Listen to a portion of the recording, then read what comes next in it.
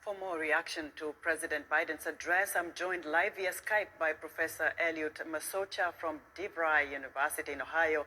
Professor Masocha, it's great to have you on Africa 54. From a global standpoint, what are the main takeaways from the president's speech? The main takeaways, include the Russian-Ukrainian conflict that is really affecting the whole world in terms of disrupting supply chain, in terms of even affecting the foreign currency flows to countries because of sanctions, and also because of the value of the United States dollar may be affected by the help that the United States is doing to NATO and Ukraine and every country in the world, including all African countries. We rely on foreign currency. When we talk about foreign currency, we talk about the one and only trading currency of the world, that is the United States dollar. So it's really a big thing, that President Biden was, doing last night, assuring the world that America is still leading the world economically and politically. When you look at the continent of Africa, Professor Elliot, what do you see when the president spoke extensively on the global pandemic, the impact of coronavirus, and what he has been able to do for the continent? What should Africans take from that?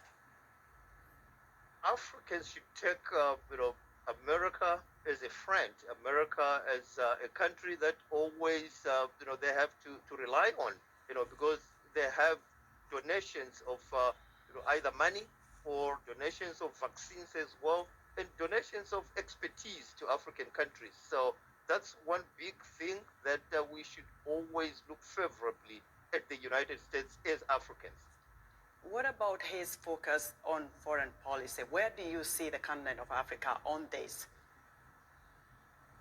The continent of Africa, I see it as, a country that is going from now on lean towards the United States, looking at what the United States is trying to do to create a coalition of countries, including African countries.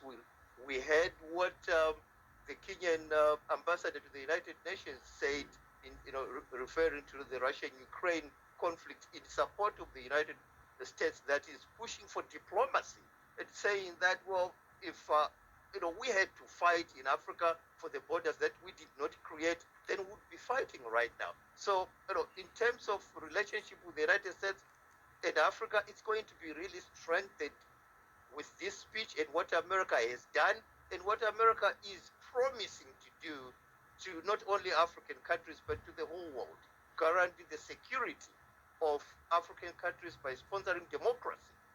How do you see the relationship since President Biden took over in terms of how he has related to the African continent, and also looking at what you just said about the vaccines, how much help we as a continent were able to receive from the United States? What do you see happening in the next couple of years during his presidency?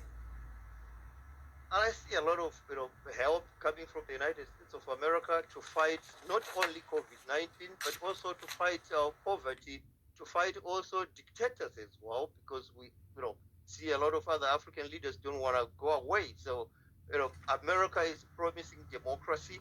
America is promising to fight not only COVID-19, but many other diseases. And we can see from foreign direct investment as well. From a business standpoint, we see that a lot of American organizations are going to invest in Africa.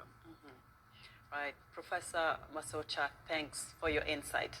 Professor Elliot Masocha joined us live via Skype from DeVry University in Ohio. Now,